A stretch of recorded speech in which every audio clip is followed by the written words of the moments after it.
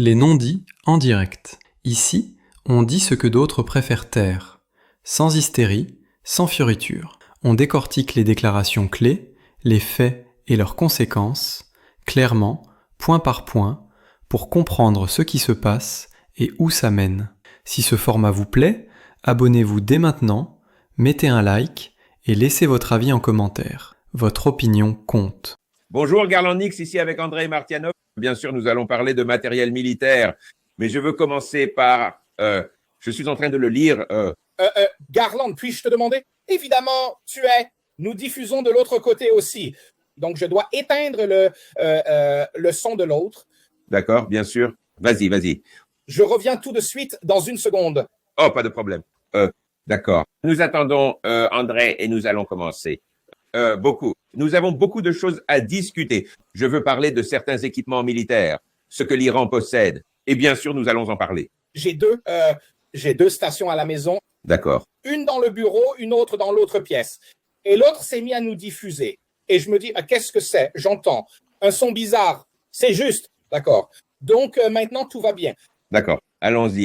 Donc, en gros, Lavrov a fait beaucoup de commentaires dernièrement. Il a commenté les accusations d'espionnage Epstein-Russie. Il a poursuivi.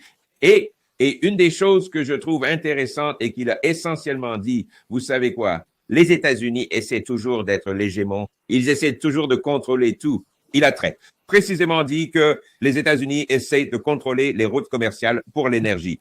Et c'est la première fois que les Russes sont sortis et ont dit, regardez, les choses sont. Il n'y a pas d'amélioration. Il n'y a pas de véritable amélioration. Il y a des discussions, mais il n'y a pas de véritable amélioration dans ce qu'ils font. Et je trouve cela intéressant. Quoi qu'il en soit, vos pensées sur la réponse de Lavrov? Eh bien, je veux dire, les Russes continueront à parler. Ce n'est pas difficile. Je veux dire, c'est difficile pour ceux qui parlent parce qu'ils doivent faire face à des gens aussi bêtes qu'un poteau. Mais à part cela, cela continuera de la même manière dans le sens où ils discuteront de certaines questions de stabilité stratégique. Les gens sortent et pas sans justification, mais encore une fois, ce n'est pas comme ça que fonctionne le pouvoir d'État. Oh oui, Anchorage, c'était du vent. Les Russes savaient que Trump n'était pas en contrôle de la situation. Et quand M. Lavrov sort, comme je l'ai dit il y a quelques jours, et il parle de l'essence satanique de l'Occident combiné, je veux dire, je suis désolé les gars, les Russes ne sont pas naïfs. Ils ne l'ont jamais été. Le problème était de contrôler la bande de crapules, à commencer par l'administration Biden, d'ailleurs, qui aurait pu escalader jusqu'au seuil nucléaire parce qu'ils sont stupides. D'accord?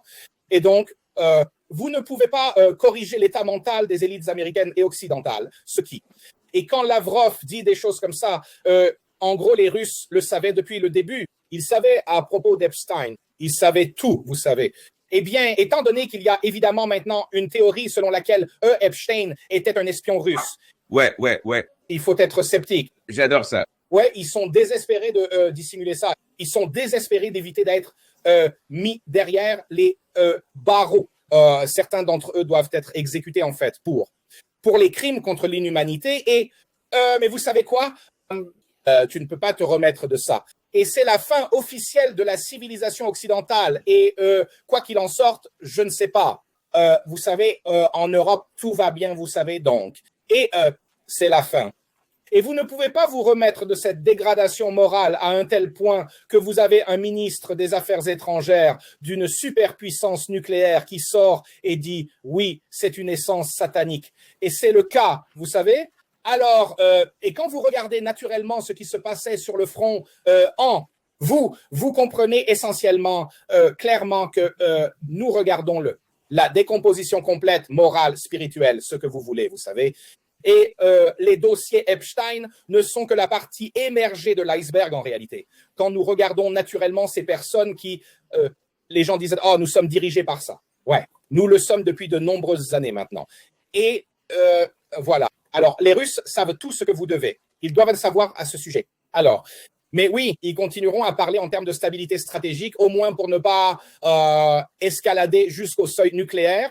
Mais même alors, c'est un tout autre problème concernant les forces stratégiques nucléaires stratégiques de l'Amérique. Alors, ça, c'est ce que c'est. Je dirais juste à tous ceux qui n'ont pas vu venir toute cette affaire Epstein, c'était l'ouverture des Jeux Olympiques de Paris. Ouais. Si vous ne l'avez pas vu alors, disons simplement que c'était écrit d'avance. Ouais. Tu sais, quand j'ai vu ça, j'étais comme vraiment, c'est ça, c'est le plan ici, d'accord. Et donc Epstein ne fait que confirmer ce que nous savions déjà depuis un bon moment. Eh bien, si vous regardez naturellement même du côté social de la question en gros, j'avais déjà prévenu, mon 3e livre en parle. L'une des principales choses ce qui a été fait pour, par exemple, eh bien, en Europe, c'est déjà arrivé. Aux États-Unis, cela se passe. C'est l'inslutification de la femme occidentale. Donc, elle doit devenir une fille facile, une femme ordinaire en somme. Donc, elle doit être stérile, ne pas donner naissance. Et quoi qu'elle donne, ça doit être. C'est vraiment Sodome et Gomorrhe. Et je suis tombé sur des statistiques concernant les femmes de 18 à 24 ans aux États-Unis. Plus de 10% d'entre elles sont sur les fans, OnlyFans pour nos OnlyFans, n'est-ce pas? OnlyFans constamment. Donc, ça vous dit tout. Ils l'ont réalisé. Ils ont atteint ce féminisme de la 3e vague qui a tué l'homme occidental a été émasculé, accro non seulement à la pornographie, mais à la pornographie en direct. C'est réservé aux fans. C'est pourquoi tout dévale la pente. En Europe, c'est déjà arrivé. L'Europe a été complètement émasculée. Alors, ils essaient maintenant ce tour pour, vous savez, les fouetter dans la frénésie militariste. Donc, ça va mal finir pour l'Europe car elle cessera d'exister. Mais nous avons ça. Nous. Cela se passe tout autour de nous. Et nous sommes littéralement gouvernés par les élites qui sont sataniques. Vous savez? Et peu de gens au Capitole comprennent cela.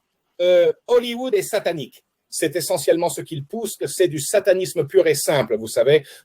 Tout cet agenda, vous savez, ce qui impose essentiellement ce qui équivaut à une maladie mentale et vous savez, la déviation sur la nation, vous savez quoi? Et il y a l'organisation qui, elle ne se nettoiera jamais.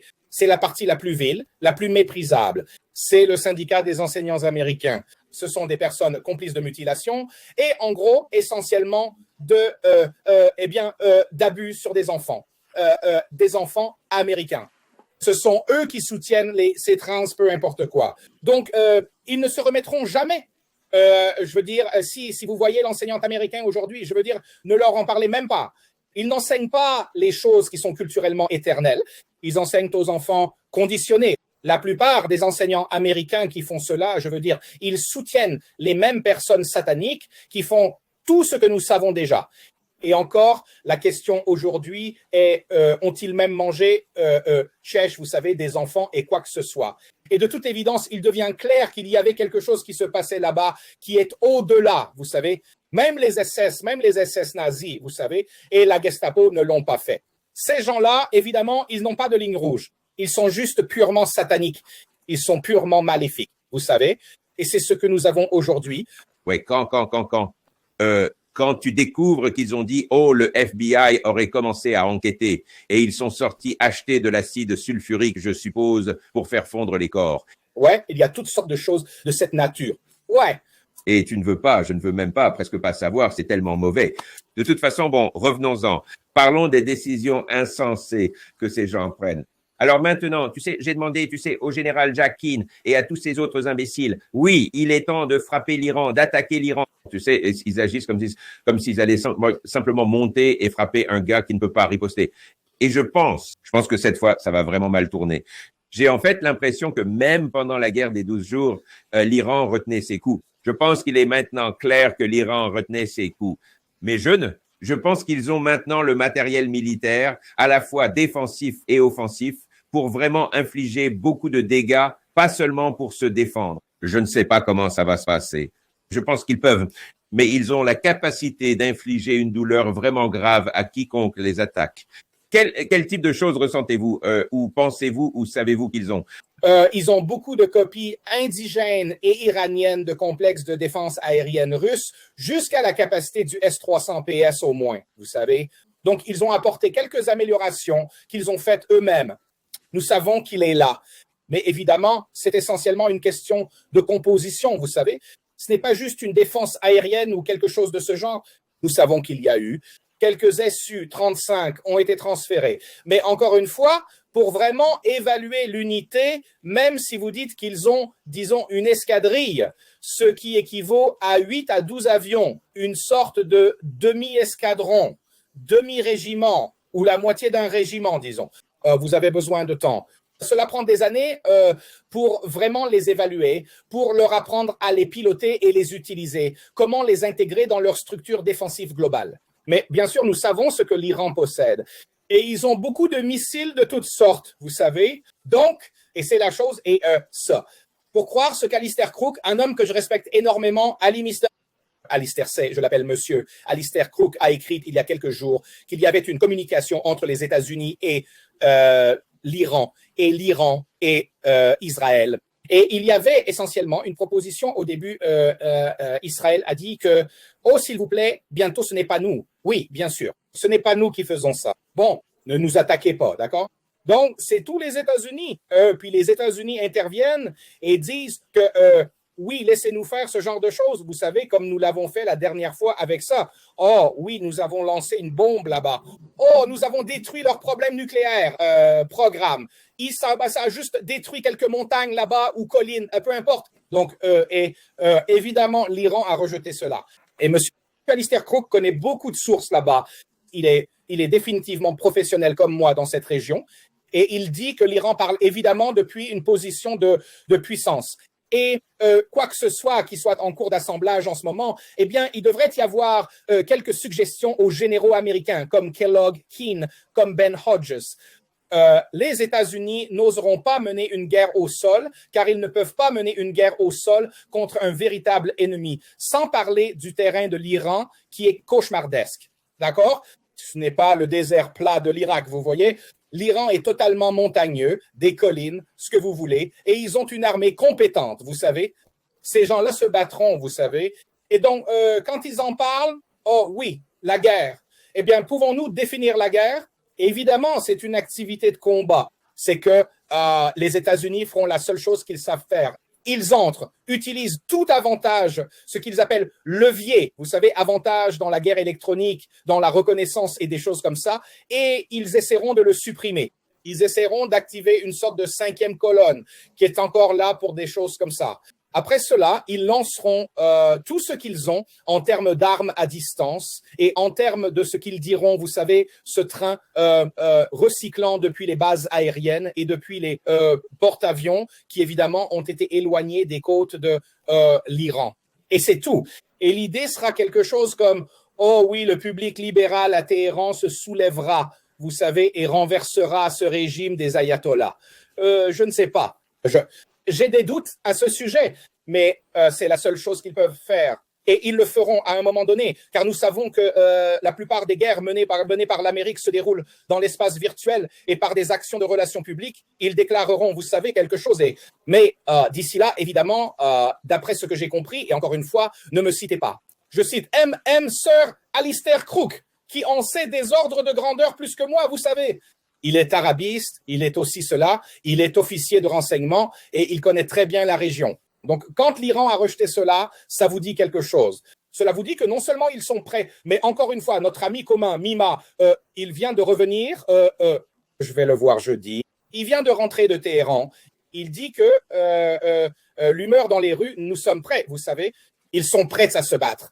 Vous savez, je parle du simple public, donc je ne sais pas. Alors, veulent-ils y aller et faire ça? Et surtout après avoir vu, en gros, d'énormes limitations gargantuesques de l'armement américain, qui est bon uniquement, encore une fois, si vous combattez en Afghanistan ou si vous avez 6 mois pour vous préparer comme ce fut le cas pour la guerre du Golfe 1.0. En conséquence, évidemment, l'Iran est prêt et j'en ai parlé il y a une semaine. J'ai rencontré cela dans l'un des médias russes et je parle de véritables médias d'information, pas d'une sorte de chaîne Telegram. Apparemment, l'Iran a presque exigé et les Russes ont probablement accédé à sa demande. L'Iran voulait que la Russie fournisse une évaluation stratégique 24 heures sur 24, 7 jours sur 7 pour les Iraniens. C'était très intéressant et donc je pense, d'accord, donc est-ce que les moyens de reconnaissance russes seront impliqués? Ah, absolument. Sans aucun doute. Ils agiront là-bas comme système d'alerte précoce, c'est sûr. De plus, l'Iran a ses propres atouts, notamment sur le terrain en renseignement humain. Ils ont un réseau très développé, évidemment. Ce n'est pas juste le Hezbollah dont Israël rapporte qu'il le vainque constamment.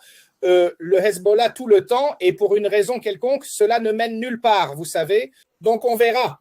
On verra. Mais oui, leurs donateurs, les donateurs israéliens, ils possèdent Trump. Et vous savez, donc il fera ce qu'ils disent. Il est un lâche et maintenant il est totalement embourbé dans les dossiers Epstein. Et quoi? 2500 mentions c'est comme, je veux dire, 1000 fois. Je ne me souviens plus combien de milliers. Il est mentionné un peu plus de 1000 fois.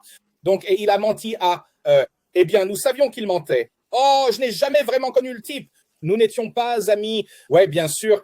Ouais, laissez-moi vous demander ceci. Donc, si la Russie fournit une évaluation stratégique constante, vous savez, évaluation. Maintenant, la plupart des gens, quand ils parlent de ce conflit, disent, d'accord, ont-ils des S-400? Ont-ils ce missile? Ont-ils? Ils pensent à l'équipement. Quelle est l'importance de l'ISR, de la Russie fournissant ses capacités technologiques avancées pour vous savez, ISR, pour l'évaluation stratégique, etc. Qu'est-ce que cela permet à l'Iran de faire ou de défendre? Extrêmement important. Extrêmement important. Vous savez, si vous êtes avertis, vous êtes armés, et donc c'est tout. Souvenez-vous la dernière fois, cette guerre de 12 jours. Tout le pari, en gros, d'Israël et des États-Unis à cause de l'incompétence militaire, car ils sont militairement incompétents, était la 5e colonne. Sabotons la défense aérienne. Et puis, vous savez, les gens se soulèvent comme ils ont aussi essayé pendant ces émeutes, vous savez, et ils ont renversé le régime des ayatollahs. Et vous savez, nous allons tuer des gens conscients là-bas, comme s'ils n'avaient pas de remplaçants. Et vous savez, d'autres personnes prêtes à intervenir. Et donc, ils vendent constamment ces conneries. Et vous vous souvenez, une fois que ça a commencé, c'était paralysé car il y avait toutes sortes de sabotages. La plupart des complexes de défense aérienne n'ont pas été vaincus par les frappes aériennes. Ils ont été neutralisés au sol avec toutes sortes de moyens, y compris des drones. Et donc, mais une fois que ce genre de premier choc est passé, au bout de 10 à 12 heures, vers la 15e heure, T plus 15, leur défense aérienne a commencé à se remettre en ligne avec ce qui restait. Et c'était déjà au bout de 18 heures ou quelque chose comme ça, en l'espace de 24 heures, ils fonctionnaient déjà à 70%, non seulement en capacité, mais en efficacité. Cela signifie que 70% des cibles ont été abattues. Tous ces, vous savez, missiles, JSSM, ce que vous voulez. Et donc, cela ne va probablement pas se produire cette fois-ci, car cette fois-ci, ils sont vraiment avertis. Et quoi qu'ils aient, ils ont évidemment quelque chose, d'accord? Comme je l'ai déjà dit, vous savez, ils ont leurs imitations ou même leur propre système de défense aérienne assez décent qui ont manifestement montré la dernière fois qu'ils peuvent effectivement fonctionner dans un environnement de menace réelle. Et je suppose que depuis lors, ils n'ont fait qu'améliorer leurs capacités. Et oui, ils auront leur système d'alerte précoce. Évidemment, les Russes contrôlent pratiquement la majeure partie de l'hémisphère nord, avec toutes sortes de systèmes de reconnaissance et d'observation, y compris des satellites. Et ils auront probablement aussi la guerre électronique et l'ont probablement déjà. D'après ce que j'ai entendu, tout d'abord, nous savons qu'il n'y a pas que des Su-35. Nous avons vu maintenant, j'ai vu maintenant leurs hélicoptères Mi-28. Oui. C'est comme, oh, d'accord, c'est la première confirmation visuelle des Mi-28 survolant Téhéran, d'accord? Ils sont déjà dans ce genre de livrée montagneuse désertique, vous savez, et camouflage. Et donc, je ne sais pas si les îles 76 et îles 124 russes ont atterri là-bas, mais il y avait aussi un trafic aérien intense en provenance de Chine. Donc, d'ici la fin du mois de février, il y aura à nouveau des manœuvres des marines chinoises, russes et iraniennes. Donc, il y a beaucoup de choses. Et aussi, si Trump veut que sa présidence se termine, eh bien, il peut y aller. Et bien sûr, les gens s'inquiètent que cela puisse dégénérer. Mais vous savez, l'Iran, contrairement au Venezuela, mais ce n'est pas que ça préoccupe vraiment les Russes y ont développé leurs affaires depuis 5 ans avec le Venezuela. Il y avait des raisons à cela. Mais en ce qui concerne l'Iran, il est plutôt bien placé géographiquement pour recevoir de nombreux approvisionnements. Évidemment, c'est pourquoi J.D. Vance est maintenant en Azerbaïdjan. Il était en Arménie. En Azerbaïdjan, ils doivent saboter la ligne ferroviaire nord-sud, vous savez, la magistrale ou ligne principale comme ils l'appellent. Donc, mais il y a la mer Caspienne. Les Russes ont leur flotte qui opère en mer Caspienne, une flotte commerciale. Elle peut livrer toutes sortes de choses. Et bien sûr, il y a l'aviation de transport militaire russe qui est très importante. Je veux dire, elle n'est pas aussi grande que celle des Américains, mais elle est quand même très grande. Et donc, elle peut livrer toutes sortes de choses si nécessaire. Et donc, il y a beaucoup de choses qui pourraient être faites. De plus, il y a une ligne ferroviaire principale de la Russie, passant par le Kazakhstan jusqu'au Turkménistan maintenant. Donc, ils doivent évidemment saboter cela. Ce qu'ils doivent faire, c'est saboter le Kazakhstan et le Turkménistan. C'est un jeu là-bas, mais que puis-je dire? Vous savez, il y a des moyens pour la Russie de soutenir l'Iran. Et maintenant, nous avons évidemment la situation avec la Chine qui semble essayer de faire quelque chose. Permettez-moi de vous demander ceci. Ce que nous avons entendu, c'est que, vous savez, le porte-avions américain est à 1000 miles au large parce qu'il s'inquiète, j'imagine qu'il s'inquiète de ces missiles Onyx, en particulier les nouveaux qui ont une portée de 1000. Et il y a d'autres missiles qui ont une portée de 1000 kilomètres. J'ai dit 1000, pas 1000 kilomètres.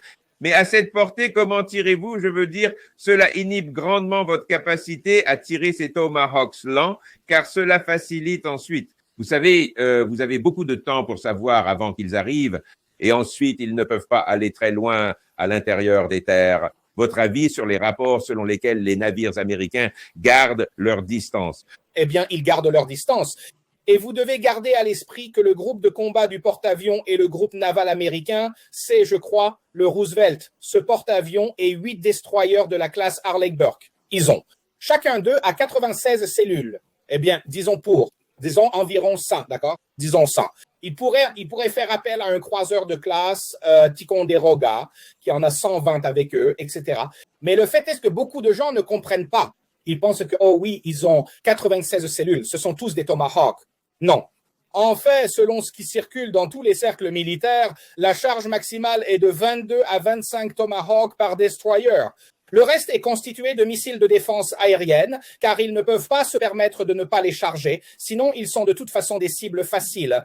Et c'est simplement de l'arithmétique, bien sûr, mais si vous avez, disons, 25 multiplié par 8, donc 160 plus 40, 200 Tomahawk, vous pouvez ajouter un autre SSGN de classe supérieure converti en porteur de Tomahawk qui en a 152 ou 156. Donc, vous avez déjà 350. Vous pouvez ajouter quelques Virginia avec, vous savez, 32 Tomahawk. Et au total, l'estimation est qu'ils ont 450 Tomahawk là-bas. C'est une piqûre d'épingle pour l'Iran. C'est un pays de cette taille. Ils peuvent certainement essayer de frapper, vous savez, tout ce qu'ils veulent frapper. Ils essaieront de tuer leur famille. Vous savez, c'est ce qu'ils font. Ils ne sont vraiment bons que pour ça. Et donc, après cela, que faites-vous? Eh bien, vous devez avoir le porte-avions et vous devez avoir ce cycle d'attaque, la rotation de cet escadron aérien, peu importe ce que ça va être. Le groupe des F-18 Super Hornets, vous savez, avec toutes sortes de charges qu'ils ont, qui ne sont pas des charges de super longue portée, à l'exception du JSSM. Le JSSM peut atteindre 900 km, comme le dernier modèle russe. Donc, théoriquement, il devrait décoller en groupe depuis le porte-avions qui, comme vous l'avez justement dit, se trouve à environ 1000 miles, soit 1800 km nautiques. Donc, ces gars-là, sur les F-18, même pour atteindre, avec les JSM, le littoral de l'Iran. Oubliez l'idée de frapper en profondeur. L'Iran est grand. C'est un pays très vaste. Donc, ils doivent évidemment être ravitaillés. Ensuite, vous savez, voler encore 1000 km et ensuite lancer quelque chose sur quelque chose. D'accord? Donc, c'est tout. Le reste, s'ils pensent qu'ils peuvent entrer dans l'espace aérien iranien sans être détectés, j'ai un pont à vendre. Et c'est pareil pour tous ces F-35 et F-22. La dernière fois, ils se sont très bien débrouillés, vous savez. C'est pourquoi le choc de l'armée de l'air israélienne qui a utilisé des F-35 la dernière fois pour bombarder l'Iran. C'était le fait qu'ils ont été, en gros, verrouillés par le radar et ils pensaient « Oh non, nous sommes invisibles ». Les Iraniens ont dit « Désolé, nous ne savions pas que vous étiez invisibles. Vous auriez dû nous prévenir, vous savez. » Donc, pareil que les Serbes, vous savez, si vous vous souvenez, les F-17. « Oh oui, nous sommes invisibles. Désolé, nous ne savions pas ça. » Vous auriez dû nous le dire, vous savez. Donc, c'est pareil ici. Et pour eux, c'était le choc que c'est et puis bien sûr la démolition totale des installations militaires israéliennes et d'autres endroits, ils les ont convaincus de revenir en arrière pour arrêter le conflit. C'est ce que M. Alistair Crooke nous dit, qu'ils ont demandé à l'Iran de ne pas les attaquer et on dit « Oh, ce sont tous des Américains, vous savez, nous ne voulons vraiment pas vous attaquer. » D'accord, peut-être. Mais l'Iran a dit « Non, vous allez quand même le recevoir, vous savez. » Et rien ne va vous sauver. Il n'y a rien dans leur capacité militaire des États-Unis, sans parler d'Israël, qui puisse arrêter les représailles. Et cette fois, oui, ils ne vont pas retenir leur coup. Ils vont tout donner. Et c'est pourquoi nous n'avons pas encore vu toute l'ampleur de la destruction de la dernière fois en Israël. Et maintenant, que font-ils? Il y a des bases américaines partout. Que vont-ils faire? Oh, ils vont mettre un autre Tchad là-bas et ils vont mettre un autre Patriote. C'est tout. C'est la limite de leur défense aérienne américaine. Et honnêtement, les deux systèmes sont nuls, d'accord? Ils ont été complètement compromis. Ils ont été complètement exhibés ainsi. Eh bien, le système Patriot dans son ensemble est nul, d'accord? Ce sont juste des systèmes de défense aérienne obsolètes et ils peuvent abattre, évidemment, des avions, des missiles lents, s'ils peuvent, vous savez, les verrouiller. Mais en termes de modernité, l'Iran n'utilise même pas le dernier type moderne de missiles balistiques. Ils utilisent de vieux missiles balistiques. Certains ont la capacité de manœuvrer à l'approche. Donc oui, bonne chance pour essayer d'intercepter ça. Vous savez, que puis-je dire? C'est juste comme ça. Et donc Trump est dans un dilemme sans issue. Donc, quoi que vous fassiez, vous êtes damné, vous savez. Et évidemment, il est possédé par ses donateurs israéliens. Il est le président le plus sioniste de l'histoire des États-Unis et il fera ce qu'on lui dit. Ce n'est pas un homme courageux. Il ne peut pas leur dire, eh bien, encore une fois, alors nous avons quoi? Il pourrait y avoir une autre fuite de fichiers Epstein et ça pourrait être tellement mauvais. Mais encore une fois, vous voyez, je suis calme. Je me suis en quelque sorte déjà résigné il y a quelques années au fait que nous sommes en fait gouvernés par des élites essentiellement sataniques. C'est pour ça que les États-Unis n'ont pas vraiment de congrès. Je le répète tout le temps, il a le classique 2.0. C'est ce qu'il a, point final. Les États-Unis, Monsieur Trump n'est pas le président des États-Unis. Il est le vice-président d'Israël, donc il se trouve juste qu'il a été élu président des États-Unis. Et tout cela, toute cette image composite, c'est exactement ce qui se passe en raison de ce pur satanisme. Et je veux dire, ils ont peur, ils sont paniqués, parce que nous savons ce qui se passe en Ukraine. Et maintenant, quand les Russes se promènent, ils disent « Oui, vous êtes des satanistes. En gros, vous savez, nous le savons. Nous l'avons toujours su, vous savez. Donc, voilà. » Vous savez, je pense, vous savez, cela pourrait effectivement non pas mettre fin à l'Empire physiquement et matériellement, mais effectivement mettre fin à l'Empire. Voici ce que je veux dire. Il y a une lutte en ce moment à cause de là, je vais le dire comme ça. Quel est le terme que j'aime utiliser? Une crise de légitimité. Les gens du monde entier regardent ces choses et disent que la classe politique et la classe dirigeante élite ne sont pas légitimes. Ils n'ont aucune légitimité morale pour être en charge de quoi que ce soit. D'accord.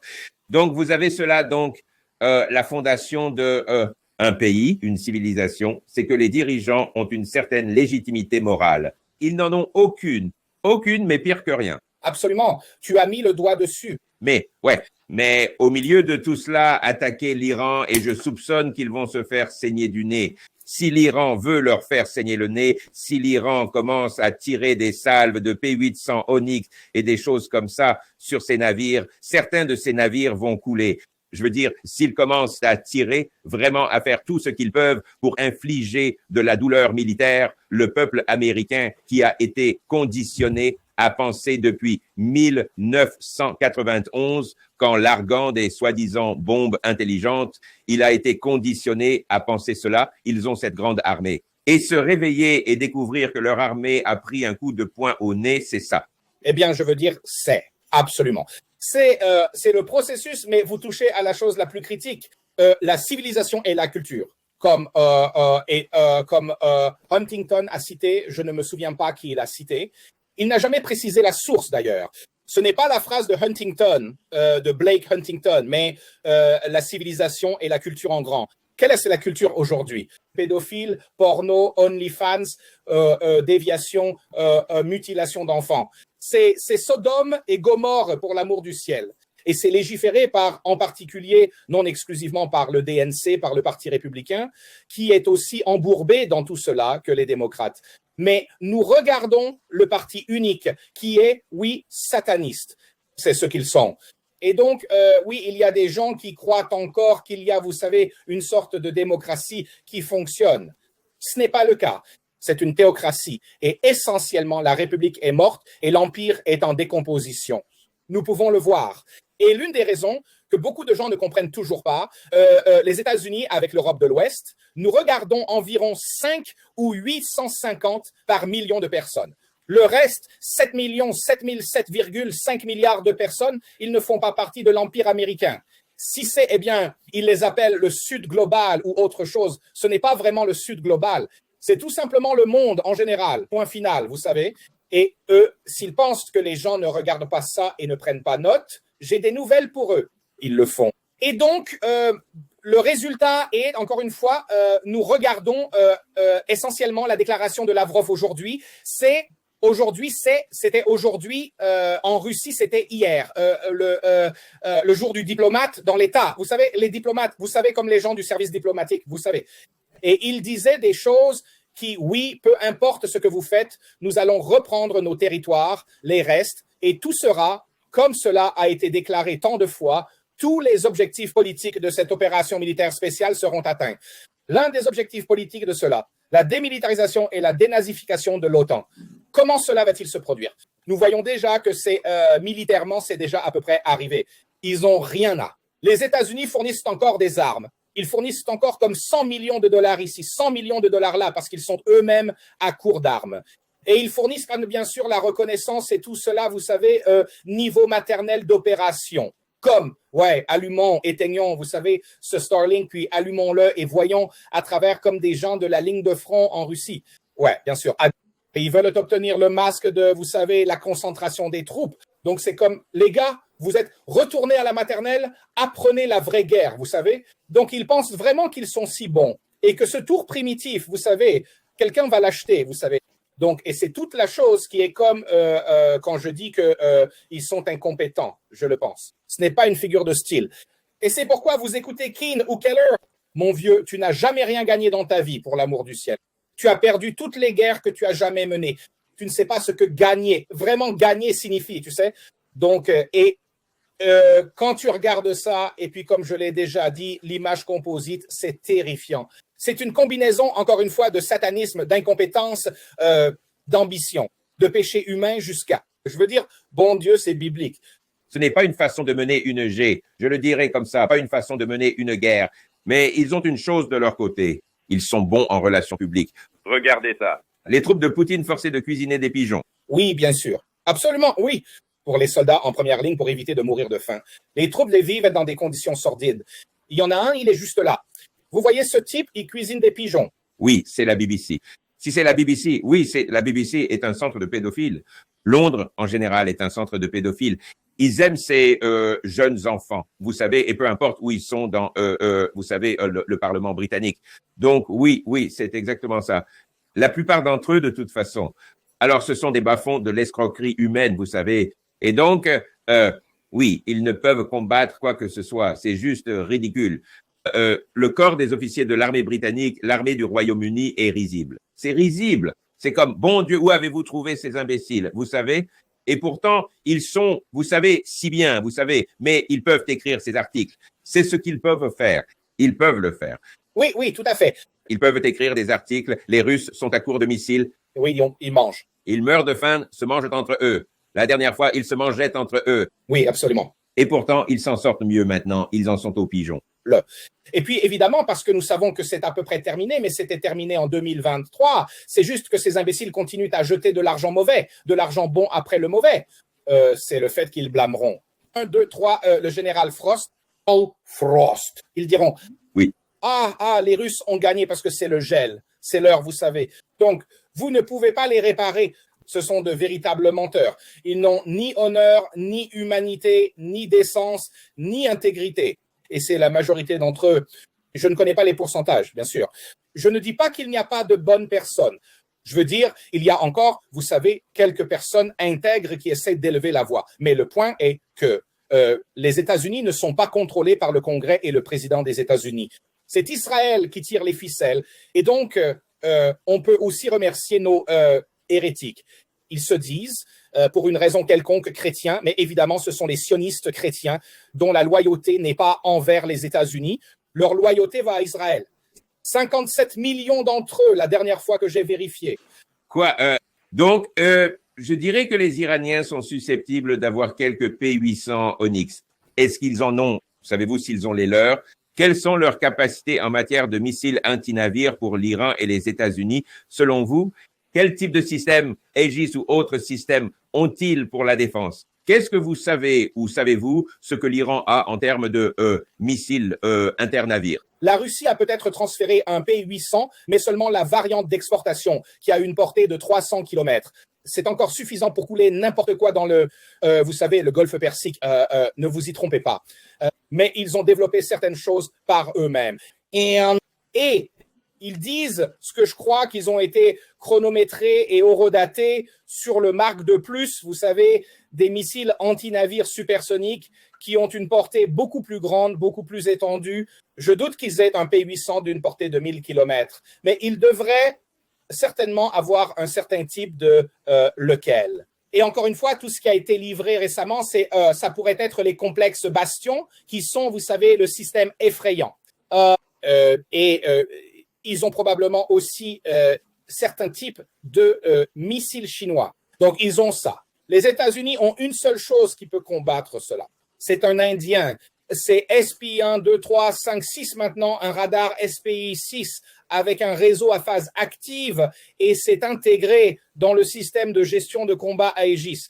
Et donc, le seul missile qu'ils ont qui peut le combattre, en dehors du système de lancement vertical, Mark 41, ils ont leur système à bord qui est le Sea Sparrow, vous savez, le RIM. Oui. Rotatif, cadre, missile, quel que soit le nom. Je suis juste perdu dans toutes ces abréviations stupides. Mais je veux dire, ils en ont quelques 6. Donc, ils doivent, en gros, ils seront évidemment avertis parce que les États-Unis ont un très bon système de reconnaissance, le meilleur au monde. C'est en place directement sur le théâtre des opérations. Et je suis assez sûr qu'il y a beaucoup de ressources maintenant là-bas. Ils connaîtront le lancement, d'accord? Mais essentiellement, ce que vous pouvez faire, évidemment, ils le feront s'ils ont une sorte de FDX8 avec une sorte de pas Sidewind. Le Sidewinder ne va pas suffire. S'ils ont un IM 120 AMRAAM, qui évidemment n'a pas bien fonctionné, même avec des Hooch, mais ils pourraient essayer de l'intercepter s'ils ne sont pas loin. Mais si vous avez le missile qui va à Mach 2,5, d'accord? Et il continue en, vous savez, mode Razmot, bonne chance pour essayer de l'abattre depuis l'avion.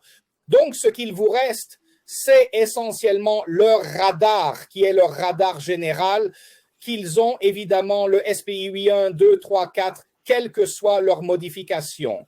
Ils pourront l'engager à un moment donné. Mais dans des conditions réalistes, même si vous considérez qu'ils ont essentiellement ce système intégré qui s'appelle une capacité d'engagement coopératif, CAC. Donc, ils pourraient essayer d'obtenir le ciblage et même le guidage depuis les navires voisins. Mais le problème est que c'est pour un seul missile. La marine des États-Unis n'a jamais affronté de salve. Et la salve, ce ne sera pas un seul missile. Ce sera 4, 6, 8, peut-être même 12. Bonne chance, vous savez. Donc, et c'est pourquoi, comme nous le savons, comme vous l'avez justement souligné, ils s'en tiennent bien éloignés. Donc, ils considèrent la portée de leur Tomahawk. Bloc 4 et bloc 5, environ 2000 km de portée maximale. Ils seront probablement autour de la portée de 1000 km, vous savez.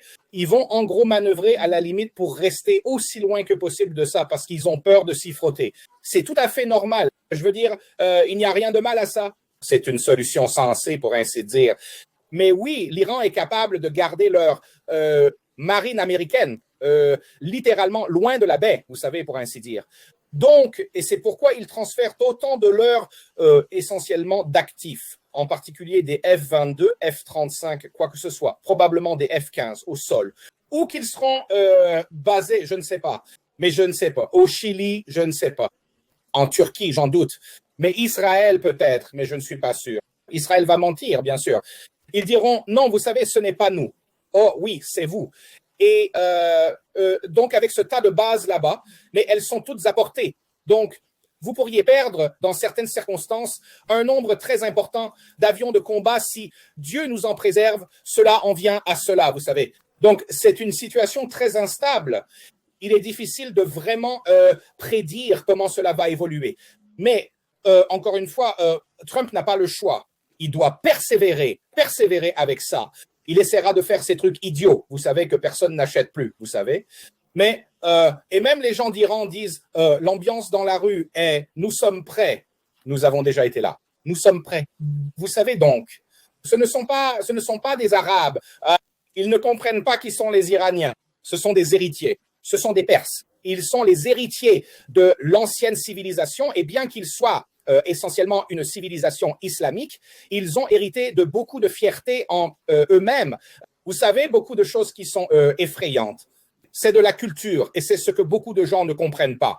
Ils sont une civilisation à part entière. Ce n'est pas, vous savez, ce qu'ils disent, oh oui, on va aller exploser les Houthis sous l'Irak, vous savez. Donc non, ces gens sont, oh mon Dieu, ils sont différents, d'accord? Je soupçonnerais aussi qu'ils ont probablement transféré des quantités importantes de matériel militaire au Yémen, aux Houthis, où ils ont probablement leurs gens là-bas pour les manœuvrer afin qu'ils puissent fermer la mer Rouge et qu'ils puissent attaquer depuis cet endroit. Si j'étais l'Iran, j'aurais beaucoup de choses cachées là-bas. Je ne l'aurais jamais utilisé contre l'opération Rough Rider ou quoi que ce soit. Je ne voudrais pas que quelqu'un sache que je l'avais là. Mais j'aurai là-bas des installations significatives depuis lesquelles je pourrais aussi frapper. Et c'est là le problème. Vous ne savez pas qu'ils en ont. Et puis, il y a le détroit d'Ormuz. Il y a un détroit d'Ormuz. Ils ont tellement tant d'actifs là-bas, d'accord? Les Iraniens, y compris l'heure même. Donc, oui, ça va être désordonné. Oui. Vous ne savez tout simplement pas. Je veux dire, il y a beaucoup de gens en Afrique qui sympathisent avec eux. Ils pourraient facilement frapper des bases en Afrique. Ils pourraient facilement déplacer des ressources vers divers endroits en Afrique. Ils pourraient frapper des bases depuis l'Afrique. Attaque. Laissez-moi vous poser cette question. Une des choses que les Iraniens ont faites est vous savez, une méthode intéressante pour submerger votre défense aérienne avec des drones et des leurres et tout ça, puis tirer les missiles pour submerger votre défense aérienne. D'accord. Est-ce quelque chose qu'ils pourraient faire avec les navires? Pourraient-ils lancer beaucoup de drones sur les navires, puis tirer une salve de missiles en même temps? Serait-ce plus difficile avec les navires parce qu'ils bougent? Oui, dans ce cas, n'est-ce pas juste un modèle de salve? C'est simplement une question d'arithmétique. Vous avez, disons, 80 missiles de défense aérienne, envoyons 100 drones, vous voyez? Alors, voyez combien il vous en reste après ça. Vous savez, évidemment, cela dépend du... et l'Iran a ses copies de drones Reaper américains. Donc, et l'un d'eux a été abattu récemment. Vous savez, ils sont lents, ce sont des cibles faciles. Mais encore une fois, nous ne savons pas. Ils ont manifestement des capacités industrielles très importantes en Iran et combien en ont-ils? Évidemment, vous pouvez supposer qu'il y a des renseignements aux États-Unis, de la CIA à la NSA, à tout cela. Vous savez, le bureau des, renseignements spéciaux, ils se penchent maintenant sur ces, vous savez, visuels d'eux. Ils essaient de découvrir où ils cachent quelque chose et ce qui pourrait être fait à ce sujet. Donc, ce n'est pas comme si... mais encore une fois, les Iraniens savent aussi où sont leurs. C'est tout le but. Ils savaient où était le porte-avions parce que lorsqu'ils ont lancé cette version iranienne du Reaper, ils savaient exactement où était la position. Donc, c'est leur atout, leur conscience de la situation, vous voyez. Donc, ils l'ont. Ils savent ce qui se passe et il y a toutes sortes de choses qui se passent là-bas en termes de collecte d'informations. Et donc, nous devons attendre et voir. Espérons, comme je l'ai déjà dit, que nous ne verrons pas d'action sérieuse. Mais connaissant Trump et sachant ce qui se passe, ils n'ont qu'une seule issue maintenant avant que tous ces dossiers Epstein n'explosent complètement. C'est évidemment, comme vous pourriez vous y attendre, vous savez, déclencher une sorte de guerre, vous savez, pour distraire l'attention. C'est la seule façon dont ils peuvent le faire. Netanyahou a essayé. Cela s'est mal terminé pour Israël, bien sûr, mais il a essayé parce qu'il ne voulait pas finir derrière les barreaux.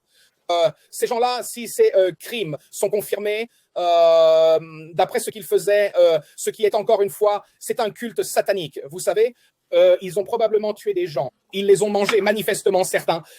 Vous savez, que puis-je dire, certains d'entre eux méritent la chaise électrique, vous savez, la chambre à gaz. Et donc, pour eux, la seule façon de faire quelque chose, surtout quand la guerre en Ukraine est perdue, que faites-vous? D'accord, commençons la guerre avec l'Iran. Et peut-être que nous obtiendrons quelque chose, d'accord? Et peut-être que cela distraira le public, vous savez. S'il y a, vous savez quoi? USA, vous savez, le zèle patriotique et des choses comme ça. Mais je ne sais pas. Cela pourrait fonctionner. Encore une fois, ça a fonctionné avant, donc. Et ça a marché le 11 septembre et maintenant tout devient très clair pour beaucoup de gens aux États-Unis. Donc oui, c'est juste. Laissez-moi vous demander ceci. Je continue à entendre que le réseau électrique de l'Ukraine s'est détérioré jusqu'à n'être plus rien, que les Russes continuent de le frapper, qu'en gros, ils ferment simplement la porte à l'Ukraine en ce qui concerne leur capacité à fonctionner comme une société moderne. Oui, c'est ça. Et encore une fois, même eux admettent maintenant que 70% de la production d'électricité de leurs principaux barrages thermiques et hydroélectriques est terminée, c'est fini. Et ce n'est pas comme s'ils ne pouvaient pas le restaurer. C'est pourquoi, essentiellement, l'Union européenne leur envoie ces générateurs. Comme ils ont envoyé 155 générateurs. D'accord. Un générateur peut probablement faire quelque chose, fournir, vous savez, plusieurs heures d'énergie pour le... Un immeuble résidentiel, ce n'est rien, c'est une goutte d'eau dans l'océan. Et bien sûr, beaucoup d'entre eux sont en train d'être détruits. Alors, quoi d'autre? Vous devez obtenir du carburant pour ces générateurs diesel, vous savez. Et donc, l'autre chose horrible que beaucoup de gens ne comprennent pas, ce n'est pas juste les installations de production d'énergie, leurs transformateurs qui fonctionnent sur le réseau. Vous pouvez voir les vidéos, ils brûlent partout. Ils ne peuvent tout simplement pas faire face à cette situation c'est, vous savez, fluctuation des tensions et des ampérages électriques, et ils explosent, ils commencent à brûler. Donc, oui. Et maintenant, c'est l'ouest de l'Ukraine qui prend, y compris la principale sous-station, celle de 750 kilowatts, qui permettait d'acheminer l'énergie depuis l'Union européenne.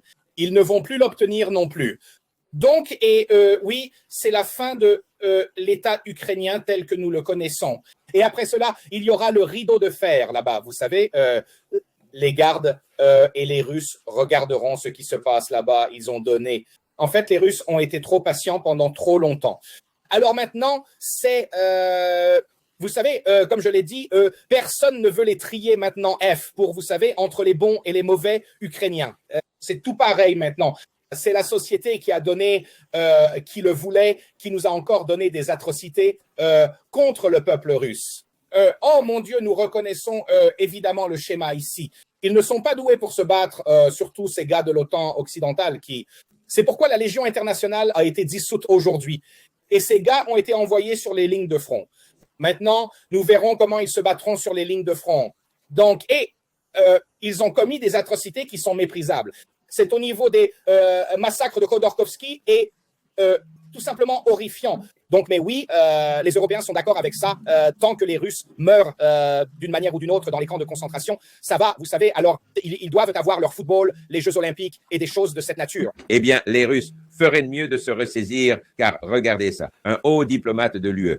Oh, oui. A dressé une liste de concessions que la Russie doit faire. Voilà. Et voilà notre équipe de tête. Voilà. Voilà le brillant là-bas. Oui, c'est Kaja Kallas. Oui, fille ou petite fille à des nazis. Alors oui, qu'attendez-vous? C'est la majeure partie de l'Europe. Comme je l'ai déjà dit, autant je n'aime pas Karim Shakhmasadov, mais dans White Tiger, il y a ce moment, la conclusion où Hitler parle à Satan et il dit la chose qui est absolument correcte. Il a dit, nous étions les seuls à avoir assez de courage pour faire ce que l'Europe voulait faire, ce qui est vrai. Vous savez, beaucoup de gens ne comprennent pas que l'Axe, ce n'était pas seulement l'Allemagne, c'était l'Italie, c'était la Roumanie, c'était la Hongrie, c'était la Finlande. Il y avait des divisions SS vous savez, des Pays-Bas, de la France. Et donc, les gens ne comprennent pas, c'était une invasion européenne en Russie. Et ce qu'ils ont commis c'était, eh bien, nous savons, vous savez, donc, mais Finalement, ce sera leur schéma général combattu à Kursk. Vous savez, il a vaincu Manstein et tout ça, et il a libéré Auschwitz en Amérique. Eh bien, Obama a déclaré que oui, évidemment, son oncle a libéré Auschwitz. Évidemment, la Russie aussi. Vraiment, nous pensions que nous l'étions. Mais je veux dire, c'est 1984. Ils auront cette histoire de lavage de cerveau. Nous avons toujours été en guerre avec l'Asie de l'Est et tout ça parce que le monde occidental a vraiment perdu même leur enseignement supérieur en termes de sciences humaines. Ce n'est pas là. C'est principalement du lavage de cerveau. C'est de la propagande. C'est ce qu'ils font. Ils ont des doctorats en rien. C'est tout. Donc, tôt ou tard, ce sera ça. Vous savez, les États-Unis étaient ceux qui ont vaincu tout le monde. C'est leur plus grande chose qui ait jamais existé dans l'univers. Et l'Europe était évidemment à côté. Et les Russes, comme M. Nalvorski de Pologne l'a déjà déclaré ouvertement, il a blâmé les Russes pour l'Holocauste. Voilà. Alors bien, Douglas MacGregor pourrait toujours excuser la propagande nazie sur les Russes parce que pendant la Seconde Guerre mondiale, il y croit toujours. Eh bien, il a grandi et a été formé en Allemagne. Donc, je veux dire, que pouvez-vous attendre? C'est ce qu'ils sont. C'est ce que sont les Européens. Eh bien, assurez-vous tous de consulter le super blog d'André Reminiscence of the Future, c'est smoothiex12.blogspot.com. Et vous remarquez de ce côté, pour ceux d'entre vous qui ne savaient pas, André a beaucoup de bons livres. Donc, tout d'abord, vous avez son smoothie 12 fois, qui est son émission YouTube. Et puis, regardez ça, la guerre finale de l'Amérique, la désintégration et ainsi de suite, la perte de la suprématie militaire. Donc, vous avez les livres d'André ici. Assurez-vous de les obtenir. Vous pouvez suivre tout ce que fait André, tout le travail qu'il fait, les interviews, tout ce genre de choses. Alors, suivez André sur Smoothie X12, qui est son émission YouTube. Assurez-vous de visiter son blog Reminiscence of the Future et bien sûr Buy Me a Coffee est juste là. Si vous pouvez soutenir le bon travail d'André, ce serait très apprécié. Merci beaucoup André, j'apprécie vraiment que tu aies pris le temps de passer du temps avec nous aujourd'hui. Au revoir. D'accord, merci beaucoup. D'accord tout le monde, merci beaucoup. C'était André Martianoff. C'est toujours un plaisir de l'avoir avec nous. Également, pour ceux qui peuvent, bien sûr, Patreon, PayPal, Buy Me a Coffee, quoi que ce soit, j'essaie de me réunir pour retourner en Russie dans un mois ou plus. Donc, ceux qui peuvent t'aider à soutenir le voyage, j'apprécie vraiment. Voici ma boîte postale pour ceux qui préfèrent le courrier traditionnel pour m'envoyer quoi que ce soit. Boîte postale 32, Glen Burnie, Maryland. Voilà.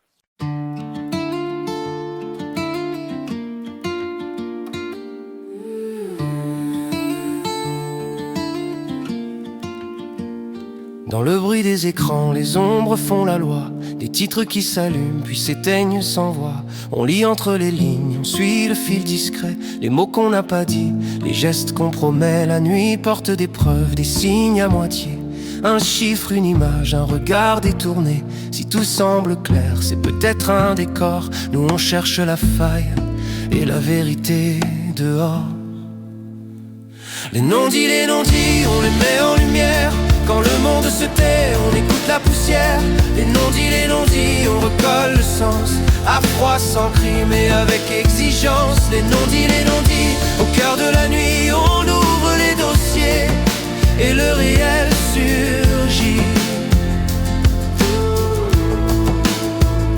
Des promesses en coulisses, des mains sous la table. Des versions officielles, trop lisses, trop hables. On compte les secondes, on suit les trajectoires. Les cartes se déplacent et changent d'histoire. Un port, un ciel chargé, un message chiffré. Des alliances qui craquent, des pactes déchirés. Si l'info te traverse comme un courant sans fin, ici on la ralentit pour voir ce qu'elle peint.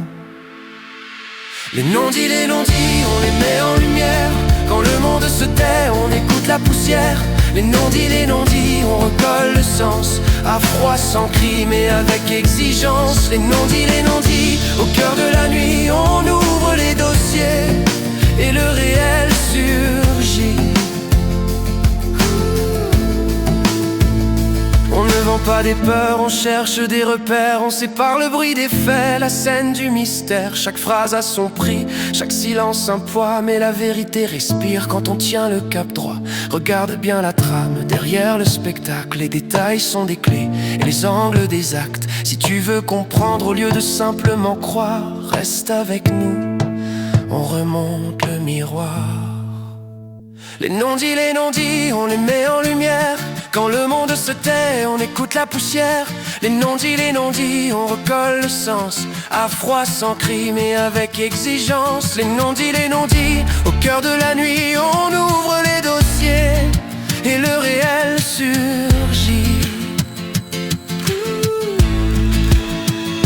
Les non-dits, on les met en lumière. Quand le monde se tait, on écoute la poussière. Les non-dits, on recolle le sens. À froid, sans cri,